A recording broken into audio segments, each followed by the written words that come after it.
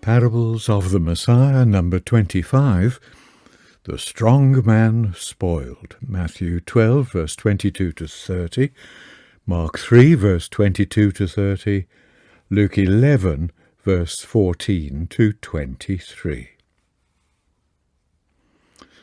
A man was blind and dumb, and in the language of the first century, possessed of a demon.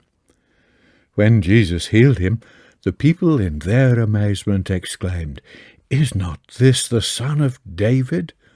That is not this the Messiah? The Pharisees, however, sought another explanation.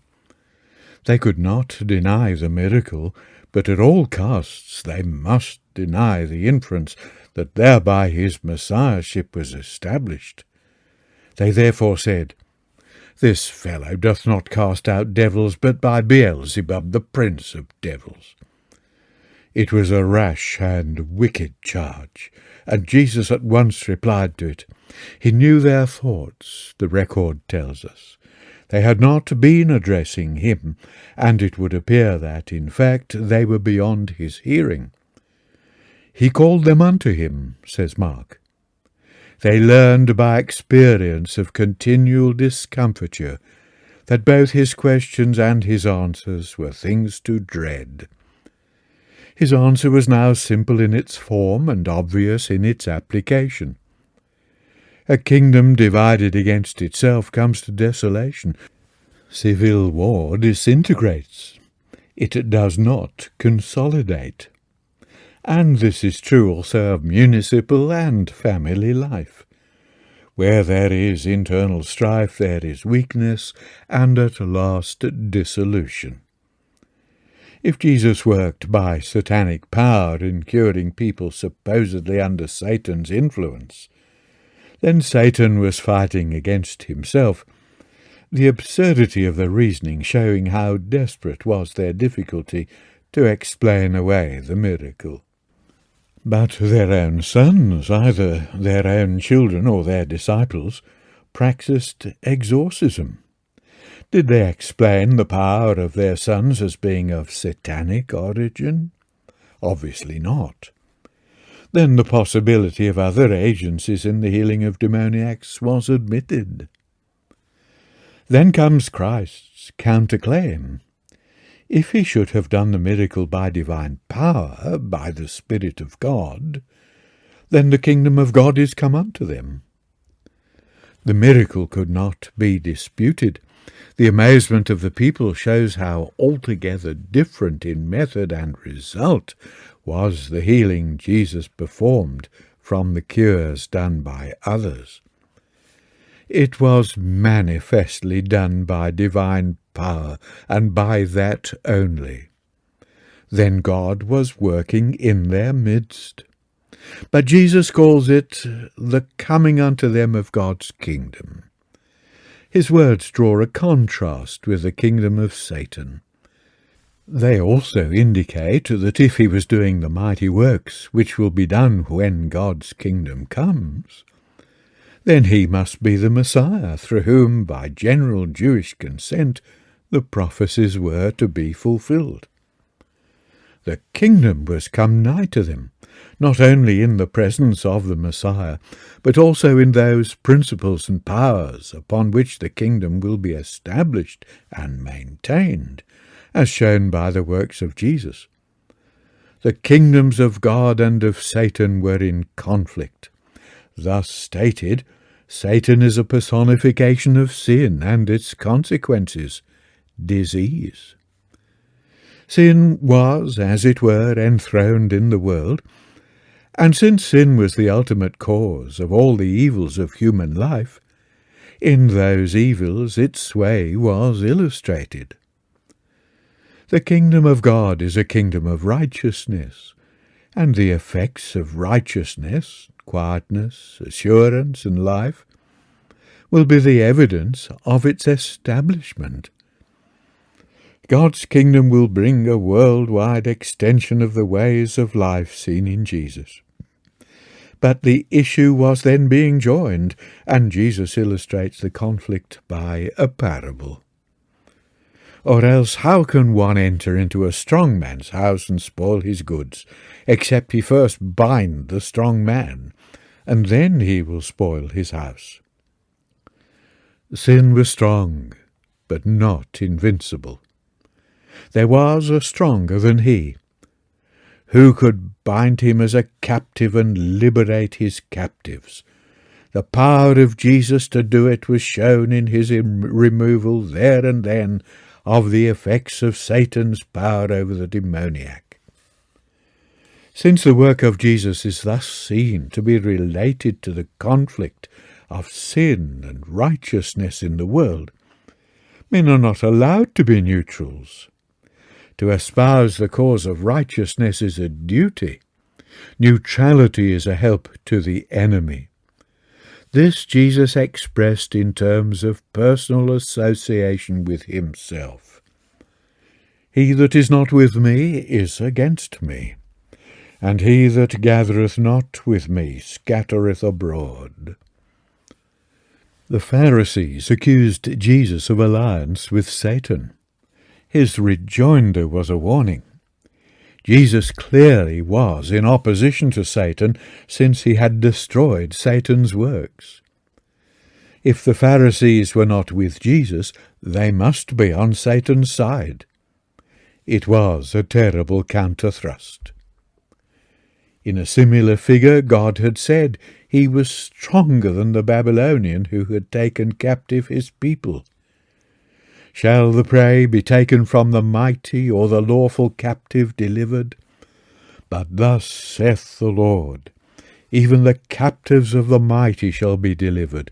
For I will contend with him that contendeth with thee, and I will save thy children. Isaiah 49, verse 24 and 25. Israel's enemies have again and again found God to be mightier than themselves. Belshazzar's impious challenge to the truth of the predictions of God's prophets brought the nerve-shattering spectacle of the written doom on the walls of the palace. Many centuries before that day, Pharaoh vainly tried to keep his captives. But when the selfsame day of God's promised deliverance dawned, Pharaoh was glad to see the backs of his slaves. Thou hast ascended on high, thou hast led a host of captives, was the psalmist's commemoration of it in words which at the same time foretell the Lord's greater deliverance of captives from the bondage of death, as Paul witnesses in his exposition of Psalm 68 in Ephesians 4, verse 8.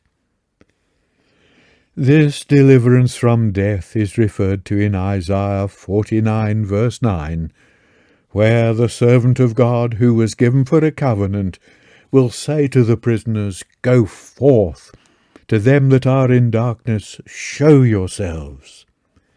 He has even now acquired the key of the grave to open that prison house and call out its captives. Is the figure of the angel from heaven that binds Satan, Revelation 20, verse 2, a reminiscence of this short parable of the strong man bound and despoiled?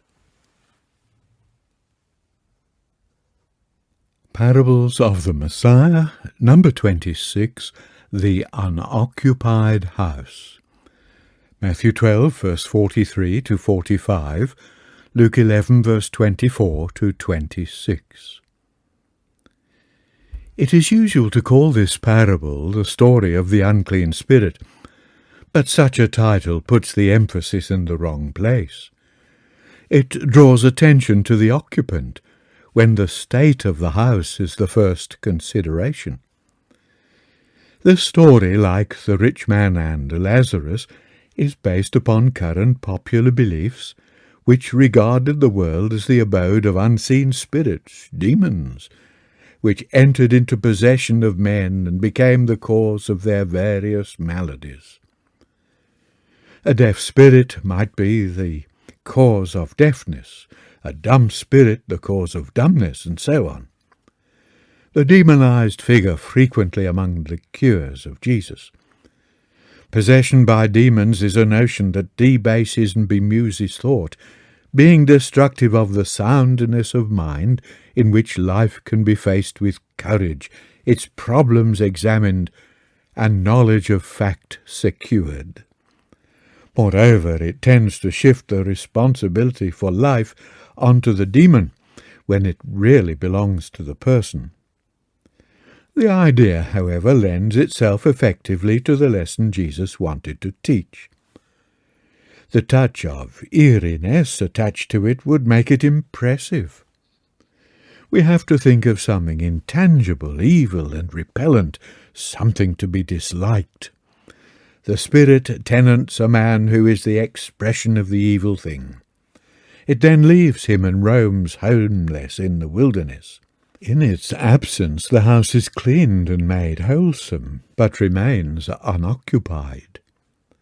The spirit meanwhile is seeking rest, and bethinks itself of its old home.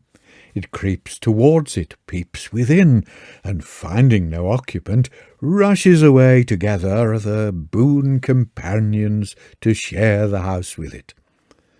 The one tenant which originally needed an eviction order has now become 8.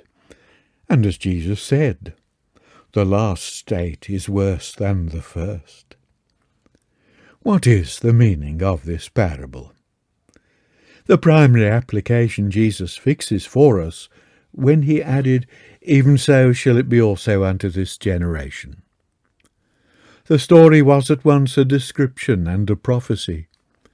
It described that generation at the point when the evil had gone, but was returning.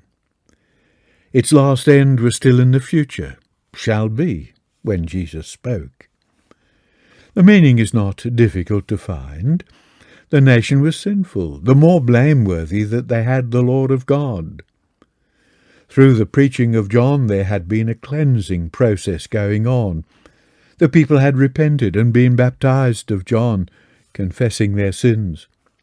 But John had directed attention to the greater than himself, upon whom they should believe. Instead of doing this, they stopped short. Instead of belief, active opposition to God's will as revealed in Jesus was taking hold of them, presently to be shown in their rejection of him. This was followed by their refusal of the appeal through the apostles, after which the nation was given over to its self-will, which reached its climax in the frenzied resistance to Rome, when the fury and perversity of fanaticism demonized the nation and swept it to its own destruction. Jesus had spoken of that generation as evil and adulterous, verse 39. They had asked for a sign, but the only sign they were given was one already before them in the Scriptures, the sign of the resurrected prophet whose preaching was heard by Gentile Ninevites.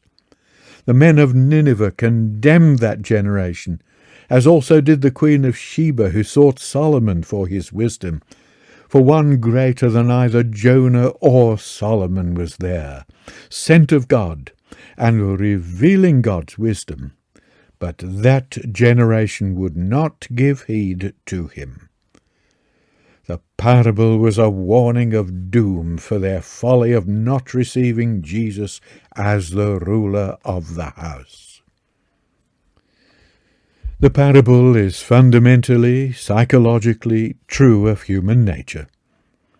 The parable is the story of many a man who has sought with some success to exorcise an evil habit, but instead of developing and enthroning the opposite positive good, has stopped short at the first step.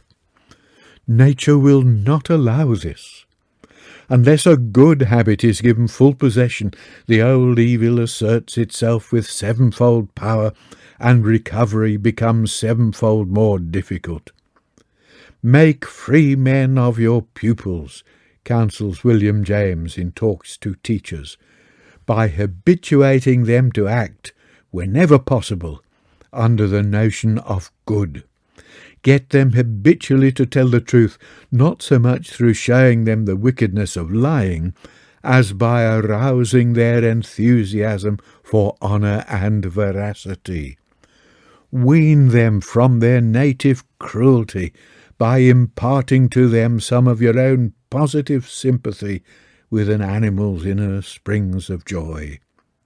And in the lessons upon the bad effects of alcohol, lay less stress than the books do on the drunkard's stomach, kidneys, nerves, and social miseries, and more in the blessings of having an organism kept in lifelong possession of its youthful elasticity by a sweet, sound blood to which stimulants and narcotics are unknown, and to which the morning sun and air and dew will daily come as sufficiently powerful intoxicants. Or, in the words of another, evil appetites and passions do not yield most readily to direct assault. Passion must be evoked to cast out passion, and if once heart and mind be filled with strong positive interests, the rest will come of itself. For these wholesome incentives will, ever increasingly, occupy the soul, and if only they are skilfully fostered, will strike up alliances with one another till the promptings we wish to get rid of will gradually be ousted from their squalid or knavish tendency. For development and repression are not two things, but one. All genuine development already carries in it repression of much. But just as the lesson of the story, being fundamentally true, has its application to the nation of Israel and to individuals, so it would be possible to trace the parallel in broader movements among men. The Reformation did something to cleanse Europe of Romish superstition, and for a time enthroned the Bible, but did not go on to a full understanding of it. Decline set in. Higher criticism found its home in the very land of the Reformation, and the nation accepted the absurdities put forward by Nazi propagandists, and their evil state revealed itself in the horrors of detention camps and all the ghastly practices which the trials of Nuremberg dragged to light. Who can exorcise the evil spirits which hold power in the soul of a nation?